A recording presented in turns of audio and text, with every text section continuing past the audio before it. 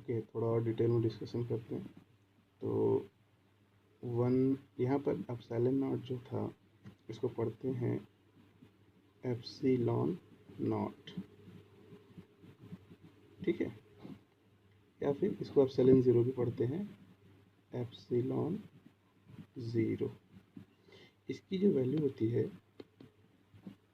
वो होती है 8.86 इंटू 10⁻⁻12। यूनिट की बात की जाए तो होता है coulomb square divided by newton metre square, ठीक है। ये फ्री स्पेस या जब बार बार हम इसको वैक्यूम भी बोलते हैं, वैक्यूम के लिए होता है।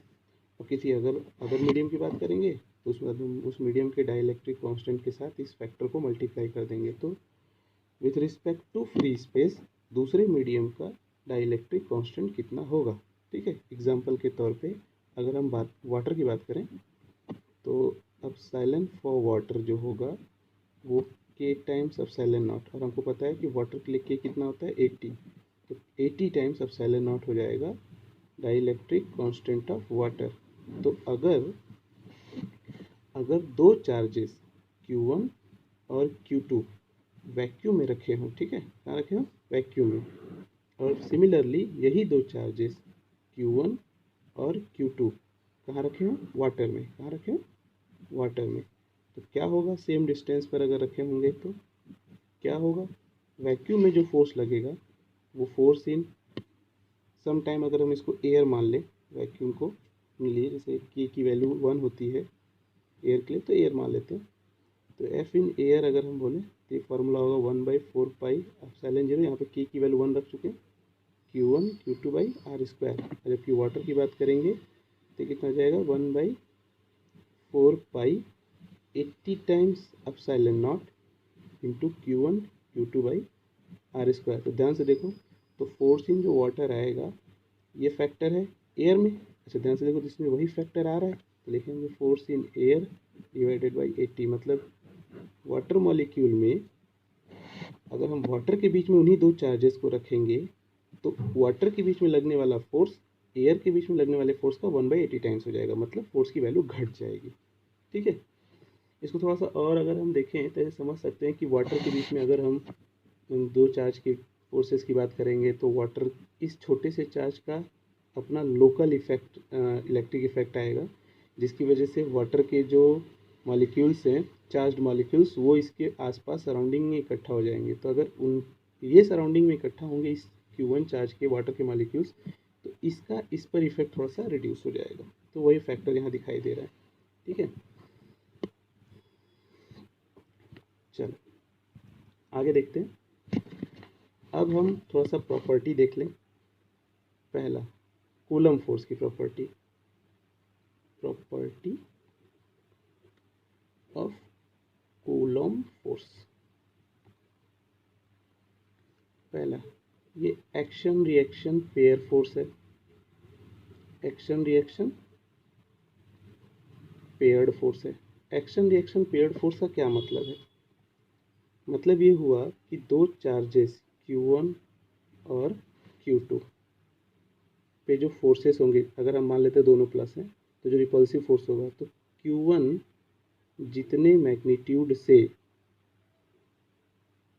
Q2 को धकेलेगा या रिपेल करेगा, उतने ही मैग्नीट्यूड से Q2 Q1 को भी रिपेल करेगा। तो F21 रिप्रेजेंट कर रहा है फोर्स ऑन 2 ड्यू टू 1, और F12 रिप्रेजेंट कर रहा है force on 1 due to 2।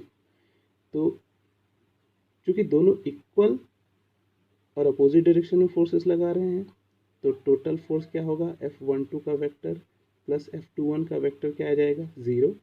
This implies F12 is equal to minus F21। तो ये बता रहा है कि दोनों वेक्टर आपस में equal in magnitude but opposite in direction, जिसको हम ऐसे भी लिख सकते हैं, ठीक है, ओके।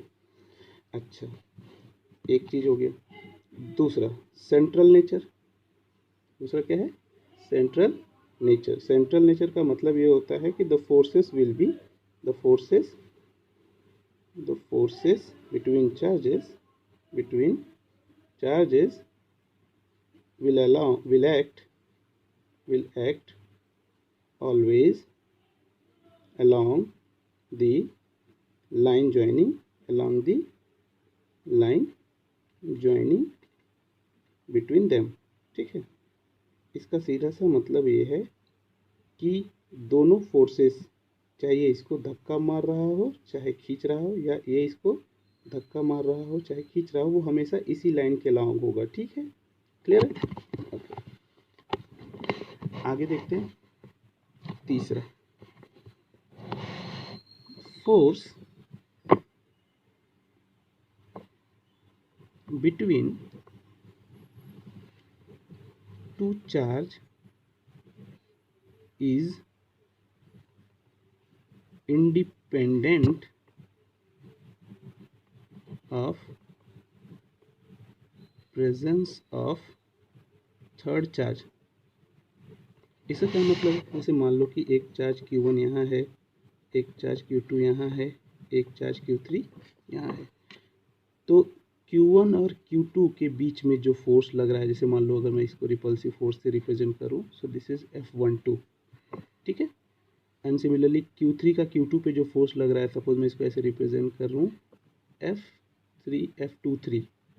ठीक है, और इसको रिप्रेजेंट करता हूँ F21, force on 2 due to 1 and force on 2 due to 3। तो देखो, मैं अगर मैग्नीट्यूड लिखूंगा तो F21 का मैग्नीट्यूड क्या लिखूंगा? 1/4πε0 Q1 Q2 बाई बीच का डिस्टेंस, रिलेटिव डिस्टेंस अगर मैं लिखता हूँ R32 और इसका लिखता हूँ R21, क्या हो जाएगा? R21 का होल स्क्वायर, R21 कैप ये वेक्टर है। ठीक है, R21 कैप ये यूनिट डायरेक्शन यूनिट वेक्टर।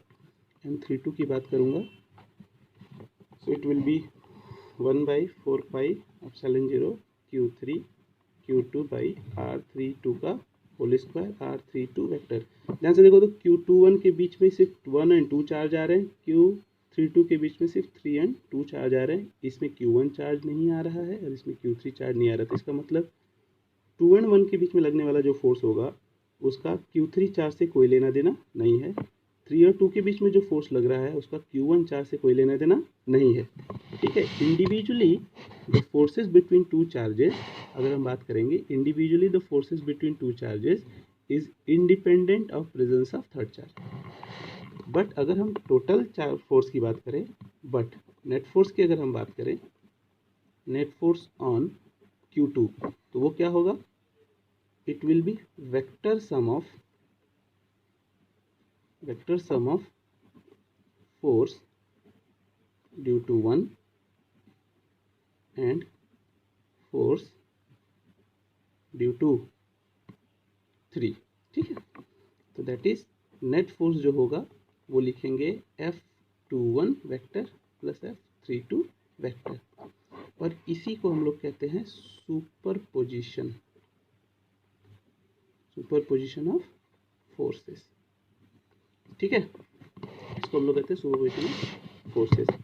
जैसे एग्जांपल के तौर पे अगर मैं बोलूँ तो सपोज कि किसी ट्राइंगल के वर्टेक्स पे 3 चार्जेस रखे हैं, Q मैग्नीट्यूड का। मैं आपसे पूछूं कि सपोज एक ट्राइंगल है, ठीक है, साइड है इनकी A, स्मॉल a, ये वर्टेक्स है A, ये है B और ये C, और मैं पूछूं कि net force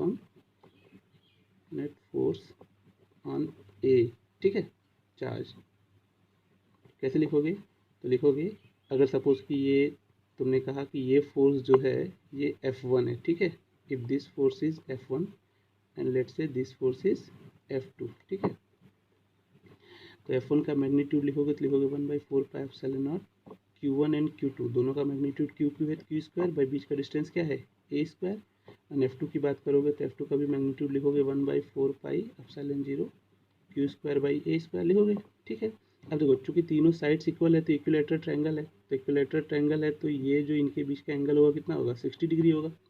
clear? And forces जो होते हैं वो वेक्टर क्वांटिटी होते हैं, तो नेट फोर्स जो आएगा, अब आप लोगों ने पढ़ा होगा वेक्टर में कि अगर दो वेक्टर्स एक दूसरे से थीटा एंगल पर होते हैं तो रिजल्टेंट बीच में जाता है और उसकी जो वैल्यू होती है मैग्नीट्यूड रिजल्टेंट आर वो होता है अंडर रूट में a square plus b square plus 2ab cos theta, याद है ना।